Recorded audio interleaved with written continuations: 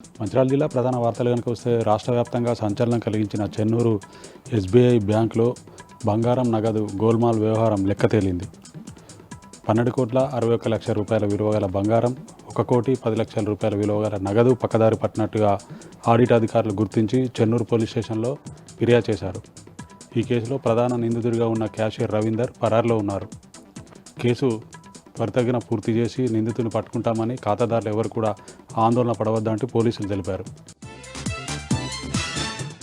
Mancherial RTC depot వద్ద RTC డ్రైవర్లు ఆందోళన చేపట్టారు.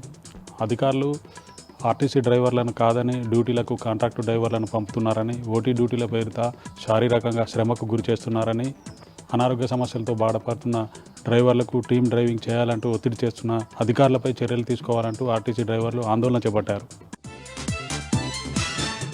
రాష్ట్ర ప్రభుత్వం ఫీజు రియంబర్స్మెంట్, స్కాలర్షిప్ బకాయిలు వెంటనే విడుదల చేయాలని, విద్యారంగ సమస్యలు పరిష్కరించాలంటూ మంచిర్యాల జిల్లా కేంద్రంలో ఎస్ఎఫ్ఐ ఆధ్వర్యంలో జీప్ జాథా ముగింపు కార్యక్రమం జిల్లా కేంద్రంలో జరిగింది. ఈ సందర్భంగా జిల్లా కేంద్రంలో ర్యాలీ నిర్వహించి సభ నిర్వహించారు. ఈ కార్యక్రమానికి ఎస్ఎఫ్ఐ రాష్ట్ర కార్యదర్శి నాగరాజు కార్యక్రమంలో పాల్గొన్నారు.